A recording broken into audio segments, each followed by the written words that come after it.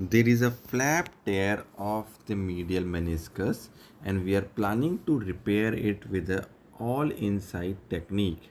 Here we are using the striker air device in a side to side fashion to first put an anchor onto the flap part. This will close the radial part of the complex tear. Air device is good because it has got good strength, good pull out strength, and we can use it in number of permutations and combinations.